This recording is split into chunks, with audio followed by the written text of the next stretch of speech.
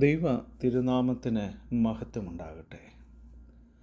നോമ്പിൻ്റെ 33-ാം ദിവസത്തിലേക്ക് പ്രവേശിച്ചിരിക്കുന്ന വിശ്വാസ സമൂഹമേ, ഇന്നത്തെ ചിന്താവിഷയമായി ക്രിസ്തുവിൻ്റെ അടിപ്പിണരാലുള്ള സൗഖ്യം എന്നാണ്. അതിനാധാരമായി യെശയ്യാ പ്രവാചകൻ്റെ പുസ്തകം 53-ാം അധ്യായം 2, 5, 7 വാക്യങ്ങൾ വായിക്കാം. ഒരു നിമിഷം നമുക്ക് പ്രാർത്ഥിക്കാം.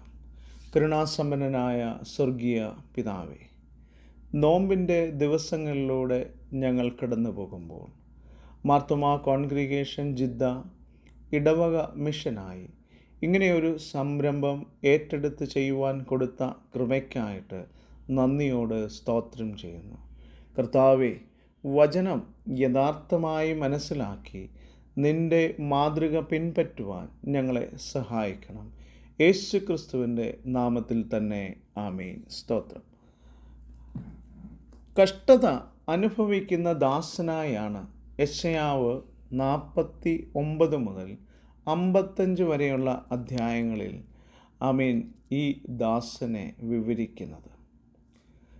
2ഉം 7ഉം വാക്യങ്ങൾ നമ്മൾ വായിക്കുമ്പോൾ മാനവജാതിയുടെ മുഴുവൻ രക്ഷകനായി ആ ദാസനെ യെശയ്യാവ് അവതരിപ്പിക്കുന്നു.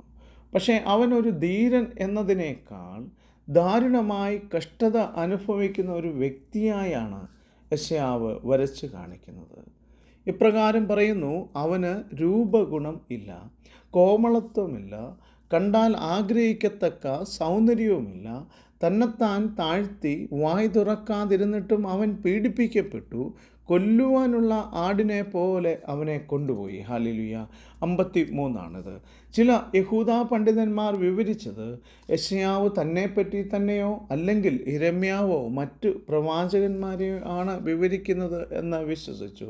പക്ഷെ മറ്റു ചിലർ വരുവാനുള്ള മശിഹായിൽ ശ്രദ്ധ കേന്ദ്രീകരിച്ചു. ക്രിസ്തുവിൻ്റെ മരണത്തിന് നൂറ്റാണ്ടുകൾക്ക് മുമ്പ് രേഖപ്പെടുത്തിയ പ്രവചനങ്ങളാണ് യെശയ്യാവിൻ്റേത്. എന്നാൽ കർത്താവിൻ്റെ വരവോടുകൂടെ അതൊക്കെ നിവർത്തീകരിക്കുന്നതായി നമുക്ക് കാണുവാൻ സാധിക്കുന്നു. ഇവിടെ അന്തിമമായ ഒരു യാഗമാണ്. ആ യാഗം നടക്കണമെങ്കിൽ ആ ദാസൻ മരിച്ചതിന് പ്രത്യേക ഉദ്ദേശത്തിനു വേണ്ടിയാണ്. ഹല്ലേലൂയ. വിശുദ്ധനായ പത്രോസ് 1-ാം ലേഖനം 2-ാം അധ്യായത്തിലെ 21 മുതൽ 25 വരെ പറയുന്നു, ക്രിസ്തുവിൻ്റെ മാതൃക നമ്മൾ പിൻപറ്റണമെന്ന്. 24 പറയുന്നു, നാം പാപം സംബന്ധിച്ച് മരിച്ച് നീതിക്ക് ജീവിക്കേണ്ടതിന് അവൻ തൻ്റെ ശരീരത്തിൽ നമ്മുടെ പാപങ്ങളെ ചുമന്നുകൊണ്ട് ക്രൂശിന്മേൽ കയറി അവൻ്റെ അടിപ്പിണരാൽ നിങ്ങൾക്ക് സൗഖ്യം വന്നിരിക്കുന്നു എന്നാണ്. ഇവിടെ അടിപ്പിണരാൽ നിങ്ങൾക്ക് സൗഖ്യം വന്നിരിക്കുന്നു എന്ന് പറയുന്നത് പാപത്തിൽ നിന്നുള്ള വിടുതലാണ്. അത് നിന്ന് എന്നേക്കുമായൊരു വിടുതലാണ് അവിടെ കിട്ടുന്നത്. ഹല്ലേലൂയ. വിശുദ്ധ പത്രോസ് ഈ വാക്യം എഴുതുമ്പോൾ യെശയ്യാവ് 53:5 ഉദ്ധരണി നല്ലതായി മനസ്സിലാക്കിയത് കൊണ്ടാണ് എഴുതുന്നത്. ഹല്ലേലൂയ. അവിടെ നമ്മുടെ അതിക്രമങ്ങൾ നിമിത്തം അവൻ മുറിവേറ്റു എന്ന് പറയുന്നു. കഷ്ടത അനുഭവിച്ച ദാസൻ തൻ്റെ മുറിവുകളാൽ വലിയൊരു വിജയം നേടി. ഹല്ലേലൂയ. പാപികളായ മനുഷ്യവർഗത്തെ വീണ്ടെടുക്കുവാൻ അവൻ്റെ മരണം മൂലം ഇടയായി. ഹല്ലേലൂയ. വാസ്തവത്തിൽ കഷ്ടത അനുഭവിക്കുന്ന ദാസൻ്റെ ചിത്രത്തോടുകൂടി അല്ല യെശയ്യാ പ്രവചനം അവസാനിക്കുന്നത്. ആ ദാസൻ്റെ മരണത്താൽ അത്ഭുതമാർന്ന ജീവിതം കാഴ്ചവെക്കുന്ന ഒരു പുതിയ ആകാശവും പുതിയ ഭൂമിയും സാധ്യമാണെന്ന് ഈ പുസ്തകം വിവരിക്കുന്നു. ഹല്ലേലൂയ. എത്യോപ്യനായ ഷണ്ഡൻ, ഹല്ലേലൂയ, അപ്പോസ്തല പ്രവർത്തികളിൽ ഫിലിപ്പോസ് അവൻ്റെ സംശയത്തിന് നിവാരണം വരുത്തുന്നതായി കാണുവാനായി സാധിക്കുന്നു. ഹല്ലേലൂയ.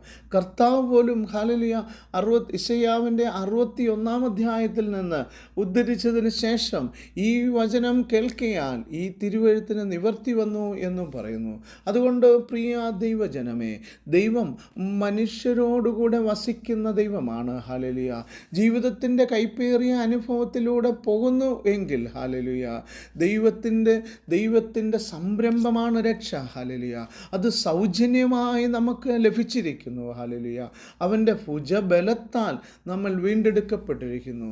അതുകൊണ്ടാണ് അടിപ്പിണരാൽ നമുക്ക് സൗഖ്യം സൗഖ്യം ലഭിച്ചിരിക്കുന്നത്. അതുകൊണ്ട് കർത്താവായ യേശു ക്രിസ്തുവിൻ്റെ അടിപ്പിണരാൽ ഹല്ലേലൂയ നമുക്ക് ലഭിച്ചതായ എന്നേക്കും ലഭിച്ചതായ ആ സൗഖ്യത്തിൽ നിലനിന്നുകൊണ്ട് നമുക്ക് അവനായി ജീവിക്കാം. ഹല്ലേലൂയ അതിനായി നമുക്ക് ഒരുങ്ങാം. ഹല്ലേലൂയ അതിന് ദൈവത്തിൻ്റെ പരിശുദ്ധാത്മാവ് നമ്മളെ ഇടയാക്കട്ടെ. ആമേൻ. സ്തോത്രം.